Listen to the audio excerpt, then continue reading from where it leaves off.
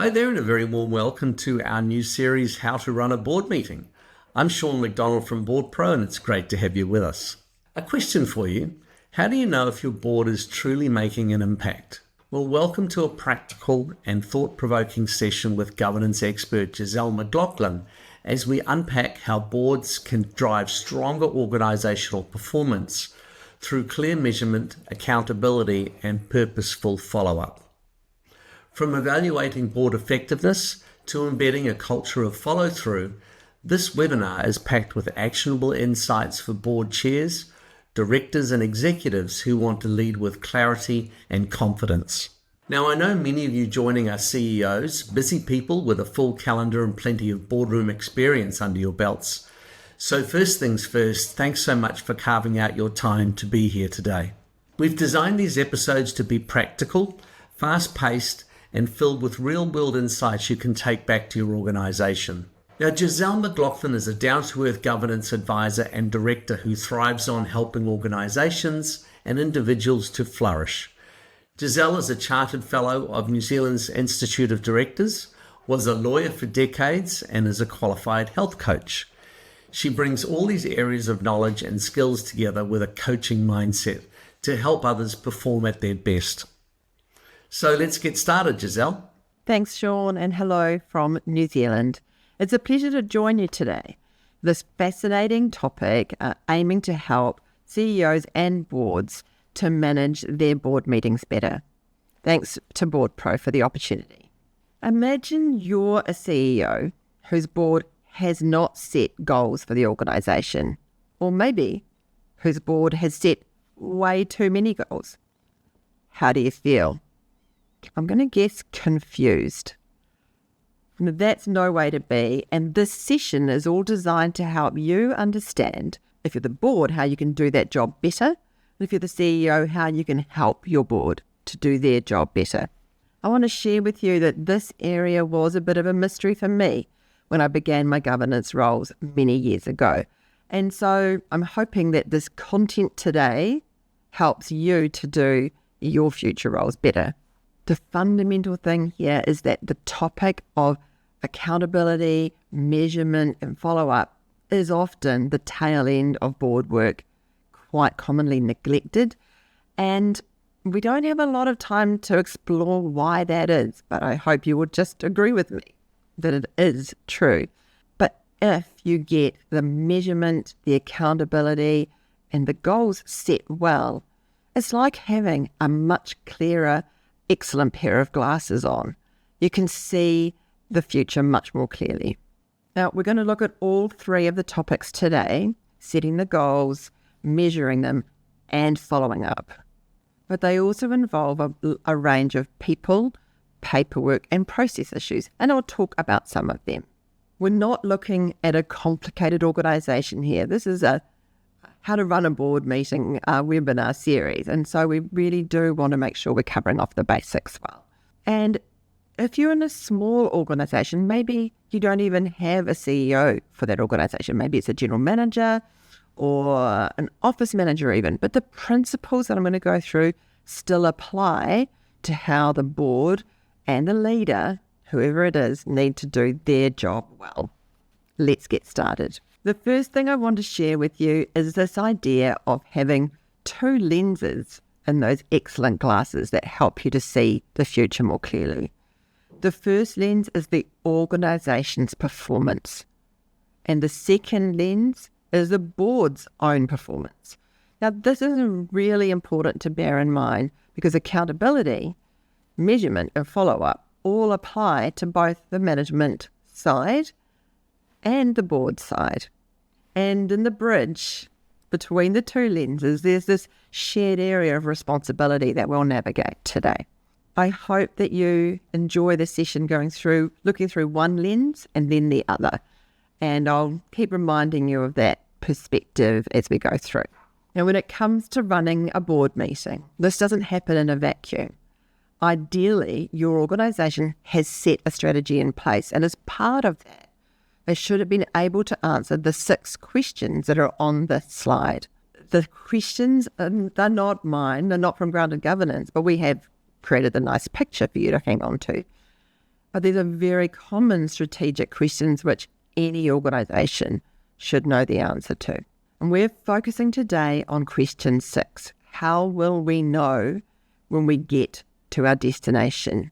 This is about the measurement, the accountability, and of course the follow-up. I'm going to get into some of the detail now and this idea of setting goals and measurable key performance indicators. That's what KPI stands for, and I won't be translating that again for you. Having goals is absolutely key to being accountable, and measuring progress on those goals is a vital job for your board to pay attention to in every board meeting. When you're deciding on the KPIs, an important first point to remember, and you can see a clue about this in the diagram at the bottom of the slide, is you're thinking about goals that are not only financial. If you like, you can think about this as a return on capital, which is something many boards are very focused on at the moment. So yes, a return on your financial capital, but also think about this as a return on your human capital, so things like your customers, your employees, and your organisational return, maybe your culture. And then think about the social capital aspects, such as the return that comes to the shareholder, your wider stakeholders, and your community. We want KPIs to be set that go beyond the financials. Another key thing to think about is whether your KPIs are actually focusing on only transformational change, or they still recognise the importance of business as usual. The BAU aspects of an organisation are often neglected when it comes to setting KPIs, and I'd like to encourage the CEO and the board to think about both BAU and transformational change. It's very, very important also not to have your KPIs as a huge shopping list of ideas that the board can give to the CEO. Don't be broad and too numerous in these KPIs. Instead, focus in on the things that really matter for your organisation to achieve its strategy.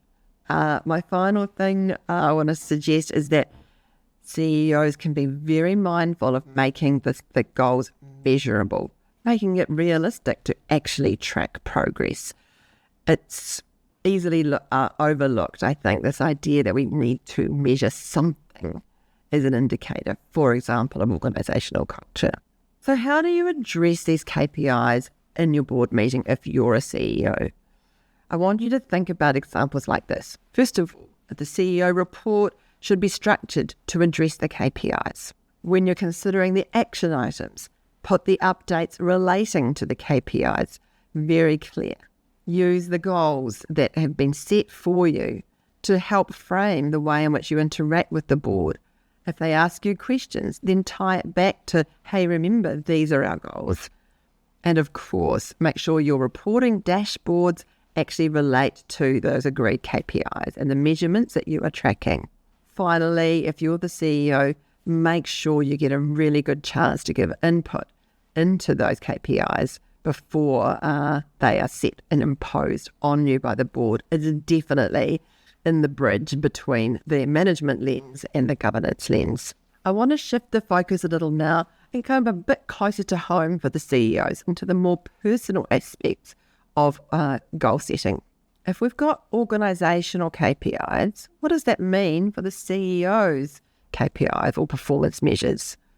This is not a topic to address inside a board meeting. It very much belongs outside in the more private environment of the conversations between chair, CEO, and some other people. I'll come to them. But it's very, very important that everybody in the board meetings know that CEO KPIs have been set. Now, the CEO's KPIs and the organisation's KPIs will not be the same, but of course they should be linked. I would expect a board to want a CEO to focus on some very specific things, not necessarily the things that they will find easy. There can be an element of setting KPIs for a CEO that really stretch them and their leadership, perhaps into some uncomfortable spaces, which is how often talk about governance. The board might be looking for the CEO to demonstrate their leadership, their ability to effect transformational change.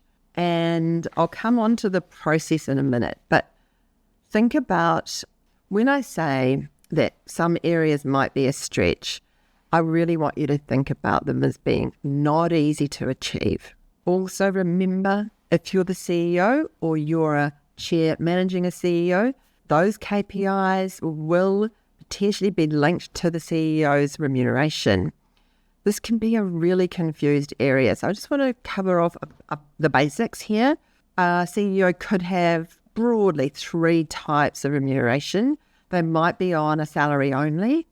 Their package could be just salary, or they could be on a salary plus a stretch bonus, or they could be on a salary which has an at-risk component. Those 3 things are quite different when it comes to KPIs.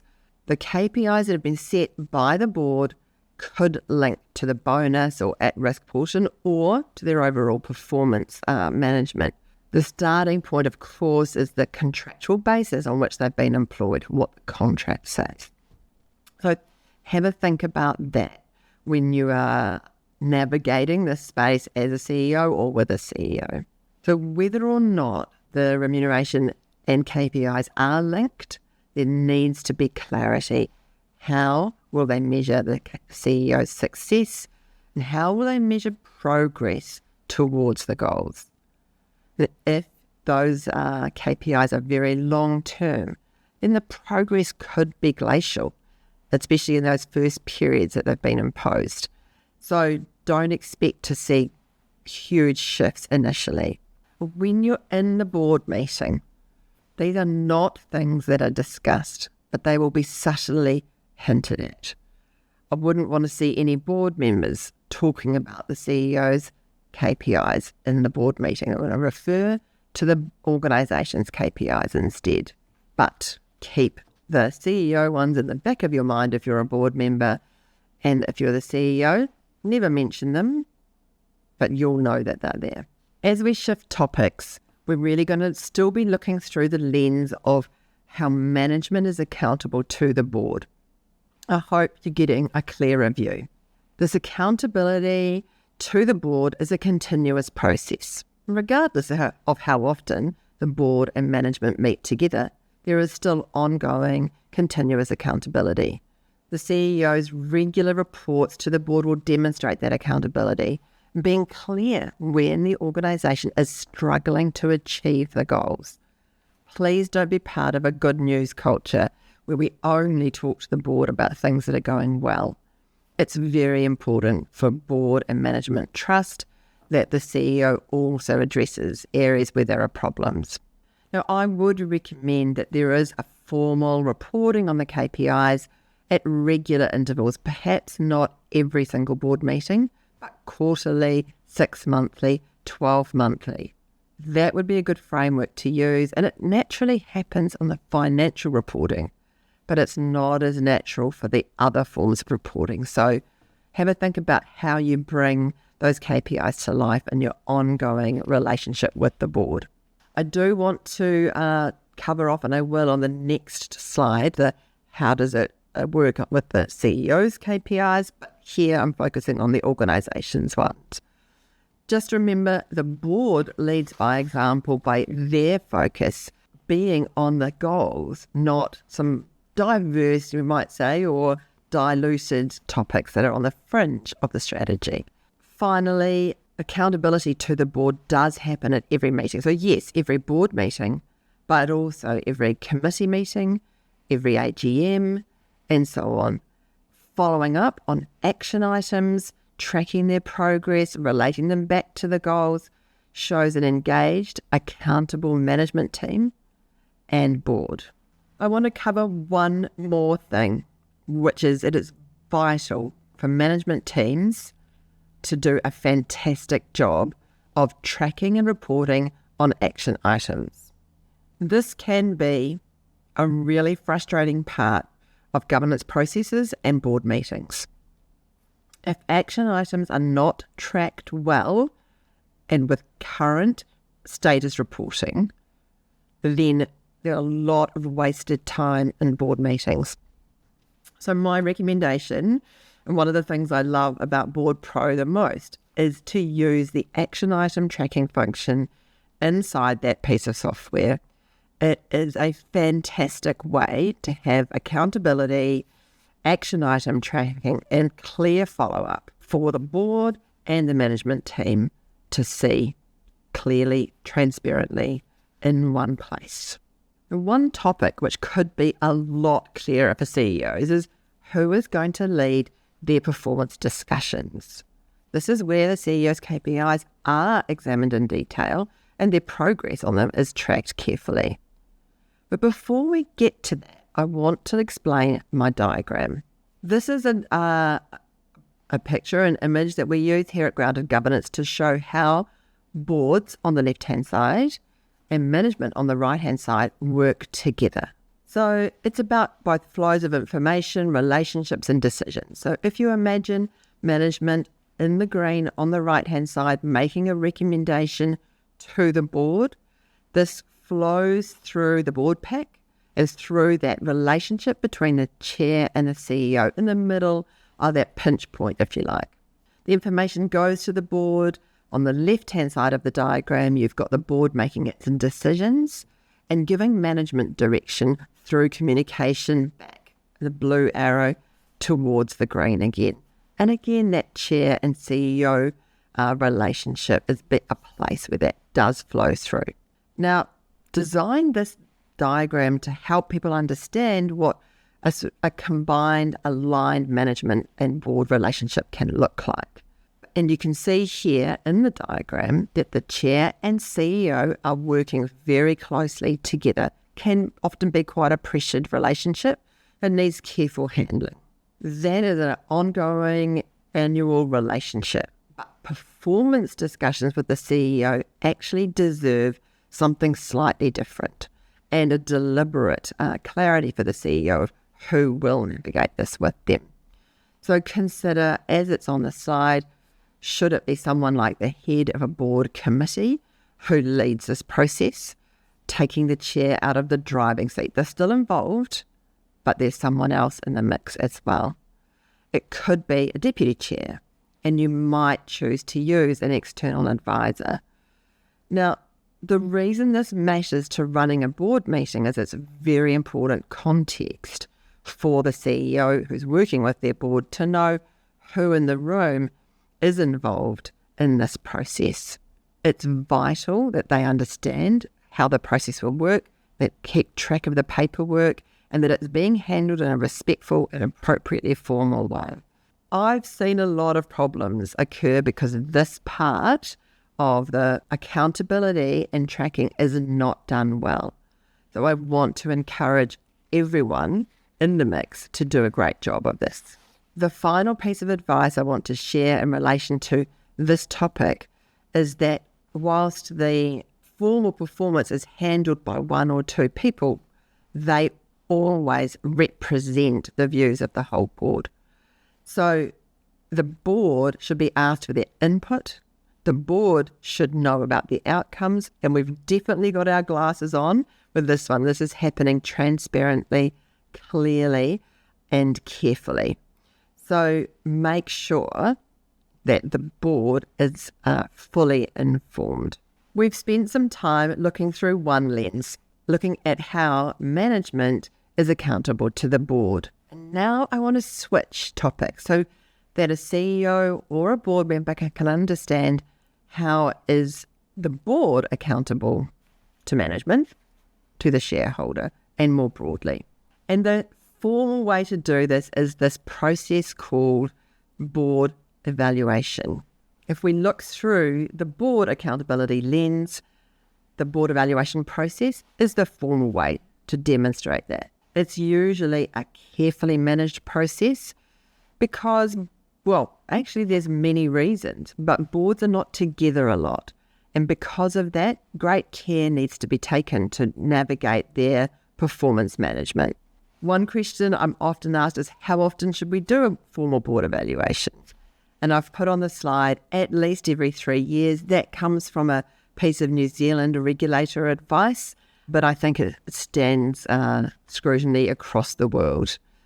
You can also run a self-assessment option for board evaluation to bring the topic to life more regularly than every 3 years. Good governance advice would be to mix up the formal with the less formal and to do it as regularly as the board needs it. And please don't only do board evaluations when the board is in difficulties. Prevention rather than cure is a really good idea. I will put a plug in for the topic of using an independent facilitator, especially if the board is in difficulties and if one of the difficulties is with the chair. And for CEOs in this webinar, this could be a really important topic for you. So encourage getting external advice. Now, I want to come on to the topic of who is being reviewed. Is it the board only? And we're going to go on to the next slide to look at this in a little more detail. So the first thing we can do with the board evaluation is to evaluate the board as a whole, but you can go further. So think about evaluating board committees and the chair's performance. That could be the chair of the board, the chair of the committees as well. A board evaluation process can look at very granular accountability by also looking at the performance of the individual directors. Now, that starts to get pretty sensitive, and it's not something I would embark on without great care on process and people management, but it is definitely possible. The final question, very relevant for a CEO, is, are we going to get to have a say on this? Do my management team actually have the opportunity to give feedback to the board, like a 360-degree review would happen? And I think that's a really fantastic idea as a matter of good practice. It doesn't always happen, but be the CEO who speaks up for that opportunity. Finally, what about the shareholder? What do they think? And will they get to see the report that is done? This topic of transparency of the report is an extremely important topic to get set and clear at the beginning, not at the end. And if you're the CEO, you might find that you get involved in organising this process and assisting the chair of the board to make it happen. If your management team do have a say, I would encourage that they also get to see the results so they know that the board is taking on board their feedback. And the final accountability, tracking, follow-up is that once the board evaluation results come out, we do want to have that tracking and follow-up on any decisions that the board makes, any action items, which management will almost certainly know about because they'll probably involve the management team as well. My final topic for the day is board accountability is also continuous or ongoing, as I've put on this slide. I highly recommend that boards are accountable and seen to be accountable because they demonstrate the values of the organisation and the way that they show up to their director responsibilities. The values are being brought to life in the boardroom through questions, through decision making. It's really powerful accountability. It's also an opportunity for the board to be accountable regularly if they reflect on their meeting effectiveness at the end of every meeting. Now, that is something that I really encourage. I'm not going to say it's consistent practice, certainly not globally, but it is an excellent idea if the board are prepared to reflect on how well the meeting went at the end of each meeting. I do also like to see a chair take accountability by being open to and asking for feedback on their performance and giving it to other directors as well. And finally, at the end of this slide, we've got board-only time every time. Now, it might sound a little bit contradictory for me to say have board-only time as a part of accountability, but it actually does deliver better performance and better accountability because boards that meet in board-only time every meeting are actually working on their own things. Board-only time should not be a sporadic moan zone about the management team. It should be the board working on their own business. And if they do that regularly and reliably, and the outcomes of board-only time are shared appropriately with the CEO, then you've got a genuinely accountable board, in my opinion. To wrap up this whole session, I want to really recommend that CEOs and boards pay more attention to setting KPIs, tracking progress on them, and following up on agreed actions. Those three aspects all matter to make a more effective board, a more effective organisation, and more effective meetings. On that note, it's time for me to hand over to Sean for a demonstration of how to use BoardPro software to do accountability better. Thanks, Giselle. Let me take a moment to walk you through BoardPro's action item functionality, designed to streamline post-meeting follow-ups and ensures accountability across the board. So let's set the scene. During a board meeting, directors or executives are often assigned specific tasks or follow-up actions, which are then recorded in the minutes. Once the meeting concludes and the minutes are confirmed, these action items need to be communicated and tracked, a process that often falls to the board secretary, administrator, the CEO, or the CEO's executive assistant. Traditionally, this involves chasing busy people, around the organisation to ensure actions are completed on time, an inefficient and often frustrating task. BoardPro changes all of that. With BoardPro, action items are seamlessly created during the meeting or at the minute stage. So let's use the action function here to describe this process. First, we create a title for the task or action. We set a due date as determined by the board. We assign an owner or multiple owners if that's the case, and then we add our relevant details for context here. Once the minutes are then confirmed, BoardPro automatically triggers these action assignments based on workflow rules, and the owners of the actions are notified via email, and reminders are sent as the due date approaches by default, 7 days before the deadline with a reminder the day before.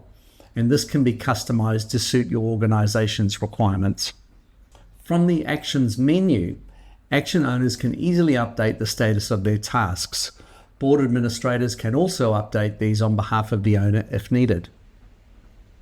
Actions are also clearly displayed on the BoardPro dashboard, making it easy to track progress and ensure nothing is overlooked. Completed actions are stored in a dedicated tab where you can view actions by individual owner or by the group, giving you complete visibility and control. The result: no more chasing directors or executives for updates. BoardPro handles the follow-up automatically, freeing up valuable time and ensuring nothing falls through the cracks.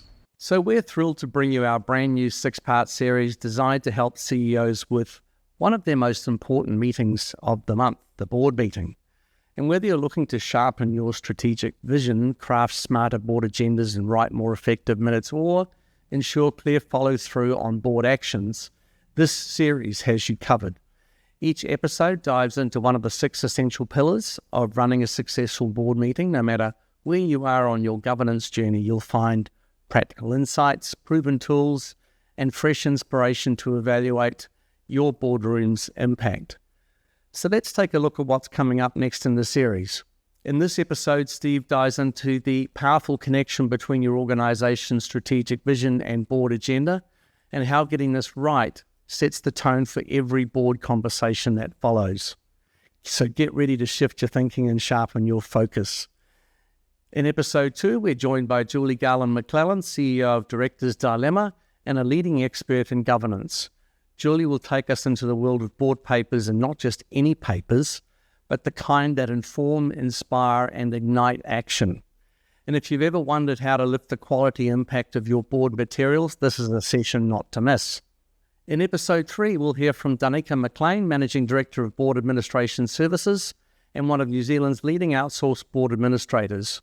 Giselle will walk us through the how-to of building and organising and deliver board packs that don't just tick the boxes, but sets your board up for great success. She'll show you how to simplify the process while increasing professionalism and confidence. In episode 4, we'll hear from Fiona McKenzie, founder and managing director of Resolving Matters. Fiona will dive into one of the most critical success factors for every board meeting, and that is director engagement, because let's face it, without engagement, the boardroom stalls. With it, you unlock real momentum. Fiona will show you how to create meetings where every director is switched on, contributing and driving value.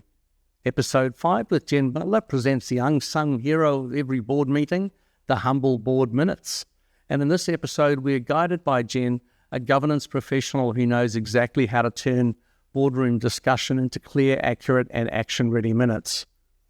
Whether you're tired of wordy transcripts or vague summaries, Jen will show you how to strike the perfect balance, capturing what matters in a tone that's professional, precise, and purposeful.